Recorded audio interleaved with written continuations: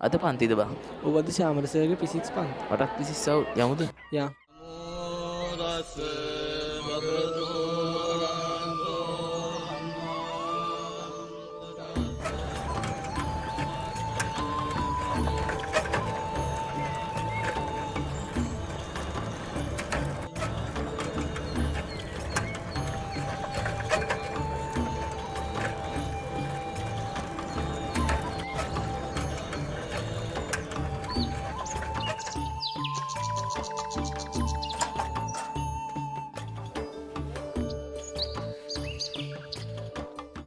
අයිබෝන් ළමයි.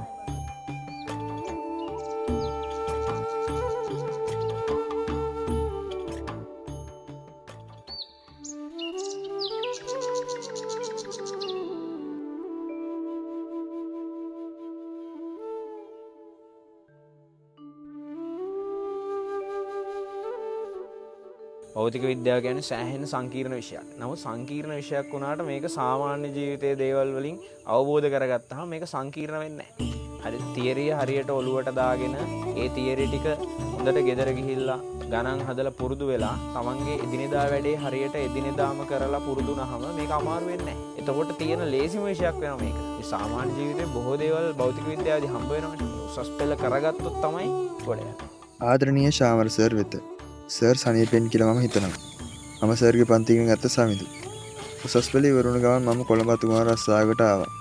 උසස් පෙළ ප්‍රතිඵලයෙන් මම දොස්තර කෙනෙක් වෙන විශ්වවිද්‍යාලයට එන්න සර්තලා සර්. මම භෞතික විද්‍යාවට යකුරගත්ත සර් නිසා. සර් තියරි උගන්වන විදියට ඒ පාඩම් මට තාම මතකයි.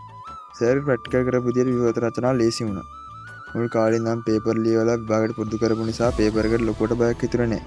සර් කරපු ප්‍රශ්නත් ගොඩක් ඒ පේපර් වල ඒ විදියටම තිබුණා. ඔයාට බොහොම ස්තුතියි සර්. ඒ වගේම ගොඩක් පිං. මම දොස්තර කෙනෙක් වෙලා සර්ව බලන්න එනවා. බුදු සරණ. මීට සමිඳු.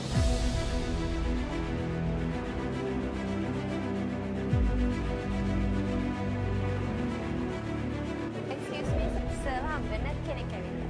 හරි මම බලන්න. ළමයි ආර්ථික මට්ටම මොකක් වුණත් ඔයාගේ අධ්‍යාපන මට්ටම මොන තත්ත්වයේ ආරම්භයේ තිබුණත් මතක තියාගන්න ඔයා හරියට මේ උසස් පෙළ මහන්සි වෙලා ආරම්භයේ ඉඳන් වැඩ කරලා හරියට කරොත් එහෙම යන්න පුළුවන් තැන ඔයාටවත් හිතා ගන්න බැරි වෙනවා. මේ එහෙම ගියපු මිනිස්සු තමයි මේ. ඉතින් ඔයාටත් හරි මාර්ගය හරියට පෙන්නලා හරියට වැඩ ටික කරගෙන ඉස්සරහට යන්න ඕන හයිය අපි දෙනවා. තව එකෙක්ට හයිය වෙන්න මම සූදානම්. තියරි වලින් අංක 1 ෆිසික්ස් පන්තිය 2027 A level නව පන්තිය ආරම්භ කරයි. ශෝමර ජයවර්ධන, ඔසිප් මහරගම, විශාකා අම්බලන්ගොඩ, සික්මා ගාල්ල, දැන් ලංකාවටම ඔන්ලයින්.